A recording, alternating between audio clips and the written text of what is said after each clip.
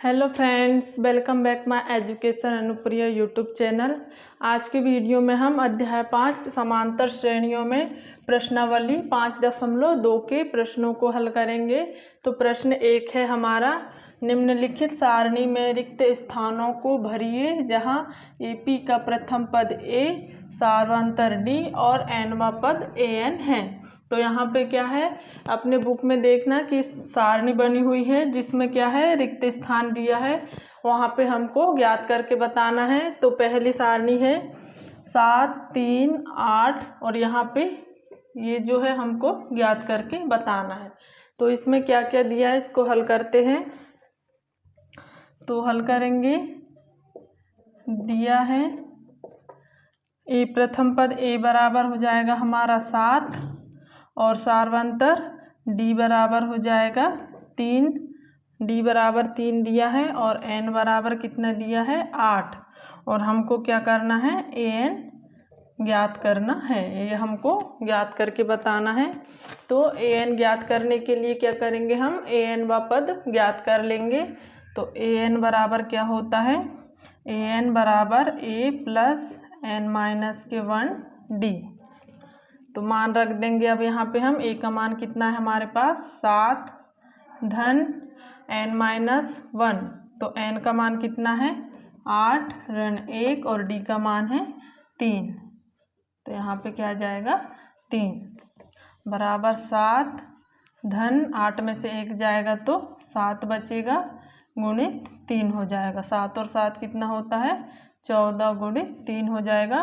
तो 14 का हम 3 में गुणा कर देंगे तो कितना आ जाएगा 14 तिया 28। तो ये हमारा आंसर है, आ जाएगा। AN बराबर कितना हो जाएगा, अतः AN बराबर 28। ये हमारा आंसर हो गया। हमें यहाँ पे यही ज्ञात करके बताना था। अब हम इसकी दूसरी सारणी देखते हैं। दूसरा सवाल है इसमें। तो अब इसमें दूसरा सवाल है हमारा, क्या दिया है, ऋण 18 फिर डैश डैश 10 और 0। तो इसमें क्या क्या दिया है, दिया है प्रथम पद A बराबर दिया है हमें ऋण 18 और फिर ये क्या है D बराबर हमको ज्ञात करना है और ये हमारा N बराबर दिया है 10 और AN का मान कितना दिया है 0। तो अब हम इसको भी क्या करेंगे, AN बराबर A plus n-1 into D, इसमें मान रख देंगे। तो AN का मान कितना है 0 बराबर A का मान है ऋण 18 धन N का मान कितना है 10 ऋण 1 और फिर D का मान हमको ज्ञात करना है। तो इसको हल करेंगे, ऋण 18 धन 10 में से 1 जाएगा तो 9 बचेगा इंटू D आ जाएगा। अब इसको आगे हल करेंगे, बराबर ये ऋण का है तो ये धन में हो जाएगा बराबर 9D। तो 18 बराबर 9D कर दिए। तो इसको हम क्या कर देंगे, पक्षांतर कर लेंगे, D को यहाँ ला लेंगे और यहाँ पे हम 18/9 कर देंगे। तो 9 दूनी 18, तो D का मान कितना आ जाएगा 2। ये हमारा सार्वंतर निकल गया, यही हमारा आंसर आ जाएगा। तो यहाँ पे D के स्थान पे 2 आ जाएगा। इस तरह हमें इसका मान निकालना है। इसी तरह सारणी में कुल 5 प्रश्न हैं, तो 3 और है इसमें। आप ऐसे ही मान रख के बाकी प्रश्न को, सवालों को हल कर सकते हैं। अब हम इसका प्रश्न 2 देखते हैं। प्रश्न 2 में दिया है कि निम्नलिखित में सही उत्तर चुनिए और उसका औचित्य दीजिए बोल रहा है। ये क्या है, बहुविकल्पीय प्रश्न है प्रश्न 2 में। तो इसमें AP पहला है, AP 10, 7, 4 का 30वां पद ज्ञात कीजिए बोल रहा है।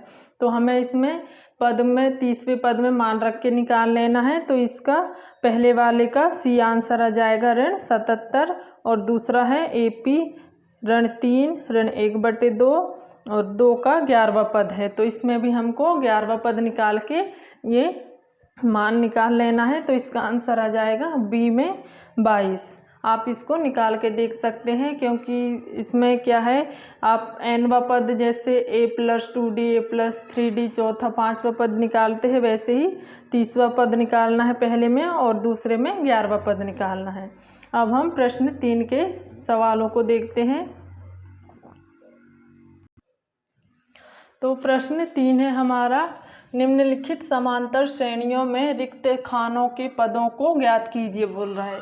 तो पहला क्या है, इसमें 2 है और फिर ये हमें रिक्त खान दिया है, इसको हमको ज्ञात करके बताना है, और फिर 26 है। तो इसको हल करते हैं। तो यहाँ पे क्या आ जाएगा, क्या दिया है हमको, दिया है a बराबर के 2, प्रथम पद दिया है हमें a बराबर 2 और तीसरा पद दिया है कितना, तीसरा पद बराबर 26, ये हमको दिया है। तो तीसरा पद क्या होता है, a+2d बराबर 26 हो जाएगा। तो a का मान रख देंगे हम यहाँ पे 2 धन 2d बराबर 26 हो जाएगा। और फिर यहाँ से 2d बराबर 26 ऋण 2 कर देंगे, इस 2 का पक्षांतर कर देंगे, तो 2d बराबर 26 में से 2 घटाएंगे तो 24 बचेगा। अब यहाँ पे हम 2 का भाग दे देंगे, ये 2 को इधर कर लेंगे, तो 2 कम 2, 2 दूने 4, तो d बराबर कितना आ जाएगा हमारे पास 12। d का मान कितना निकल गया, 12 निकल गया। तो हमें क्या दूसरा पद ज्ञात करना है। तो दूसरा पद बराबर क्या होता है, दूसरा पद a+d। तो a का मान कितना है 2 धन d का मान कितना निकला है 12, बराबर कितना आ जाएगा 14। तो हमारा दूसरा पद क्या आ गया 14, यही हमारा आंसर है, यही हमको ज्ञात करके बताना था। दूसरा पद कितना आ गया हमारे पास 14। अब हम इसका दूसरा सवाल देखते हैं। तो तीसरा प्रश्न का दूसरा सवाल है हमारे पास, यहाँ पे बॉक्स दिया है, फिर 13 और फिर बॉक्स है, फिर 3 है। तो हमें क्या दिया है, इसमें दिया है दूसरा पद दिया है, दूसरा पद बराबर 13। तो दूसरा पद को कैसे लिखते हैं हम, a+d बराबर 13 हो जाएगा, इसको हम समीकरण 1 मान लेंगे। और क्या दिया है हमें, चौथा पद बराबर कितना दिया है 3। तो चौथे पद को हम कैसे लिखते हैं, a+3d बराबर 3 हो जाएगा, इसको हम समीकरण 2 दे देंगे। तो अब समीकरण 1 ऋण समीकरण 2 कर देंगे। तो समीकरण 1 कितना है, a+d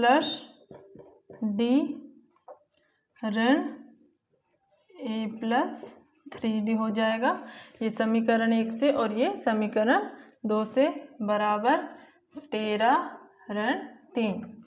तो अब इनको घटा देंगे, a+d माइनस ये प्लस माइनस का माइनस हो जाएगा 3d बराबर 13 में से 3 जाएगा तो 10 बचेगा। तो ये माइनस ए से प्लस ए कट जाएगा, फिर कितना बचेगा, ये 3d में से d घट जाएगा तो 2d बराबर 10। तो यहाँ से हम d का मान निकाल लेंगे, d को पक्षांतर कर देंगे तो 10/2, 2 पंचे 10, तो d का मान कितना आ जाएगा हमारे पास 5 आ जाएगा। अब समीकरण 1 में क्या कर देंगे, हम d का मान रख देंगे। समीकरण 1 में d का मान रखने पर समीकरण 1 क्या है हमारे पास, a+d बराबर 13। तो यहाँ पे हम d का मान रख देंगे, कितना है 5 बराबर 13। तो a बराबर 13 ऋण 5 हो जाएगा, यह धन में है तो ऋण में चला जाएगा। तो फिर कितना बचेगा हमारे पास, a बराबर 13 में से 5 घटाएंगे तो 8 बचेगा। तो ये हमारा a का मान निकल गया, प्रथम पद का a बराबर 8 आ गया। अब तीसरा पद निकाल लेते हैं।